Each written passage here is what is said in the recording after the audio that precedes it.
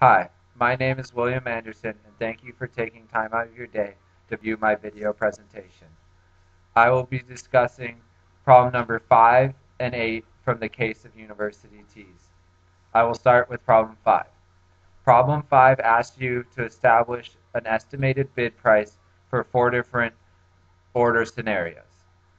The order scenarios are as follows: 30 t-shirts, 60 t-shirts, 300 t-shirts, and 50 t-shirts. The first step in calculating your estimated bid price is to calculate your total variable costs, which for each order respectively is $253, $344, $1,570, and $325. The next step is to divide those costs by the number of t-shirts in the order to get your variable cost per t-shirt for that order. The variable cost per t-shirt for the orders respectively are $8.43, $5.73, $5.23, and $6.50. Next, you need to calculate the fixed costs. Because fixed costs are steady and only change for the amount of t-shirts sold, we need to predict 3 different levels of t-shirt sales. The levels we have come up with are 5,000, 10,000, and 15,000. And total fixed costs are 27,000. So we take the 27,000 divided by the 5,000 expected t-shirt sales, and we get a fixed cost of $5.40. Then when we take 10,000 t-shirts, our fixed costs decrease by 50% and go to $2.70. And when t-shirt sales increase to 15,000, fixed costs per shirt go down to $1.80.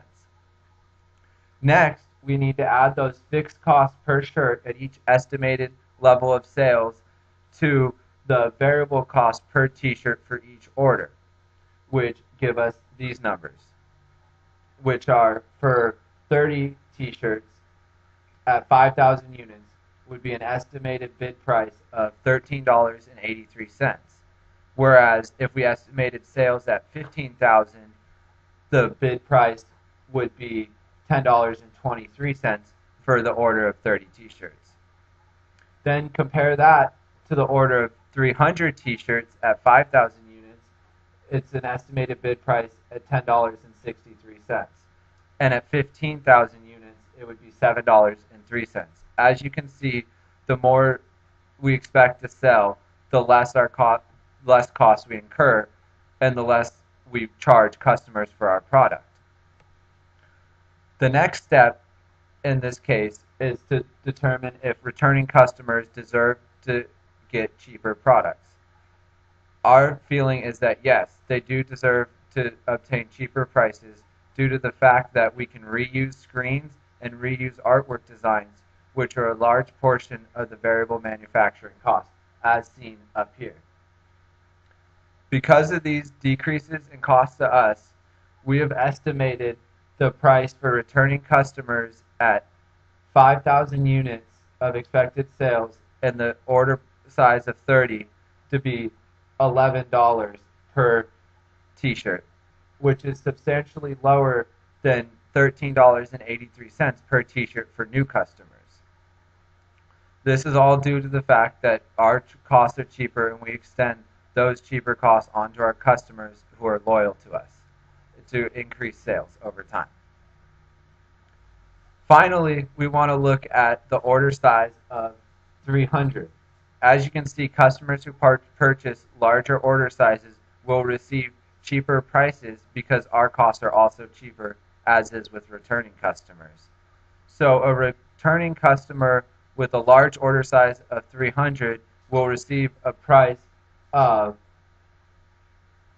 $6.70 as compared to with the $13.83 for a new customer with a purchase order of 30 t-shirts, which is considerably a lower price. It's less than half the price. But this is due to the fact that our costs are also cheaper for larger order size and returning customers. Now I'd like to explain to you problem number 8. Problem number 8 asks you to prepare 2 contribution income statements. one for a year in which 12,000 units are sold at $9 a unit, and one for where 8,000 units are sold at $10 a unit. The first step in preparing these two contribution income statements is to calculate the variable manufacturing expense. To calculate this, you first need to figure out how many units of t-shirts are sold per order, which for this problem is 50 shirts per order. You then use the calculations to find out that it's $270 in variable manufacturing expenses per order. Then you can start to fill out the contribution income statement. First, you see that with 12,000 units sold at $9 each, you get sales of $108,000.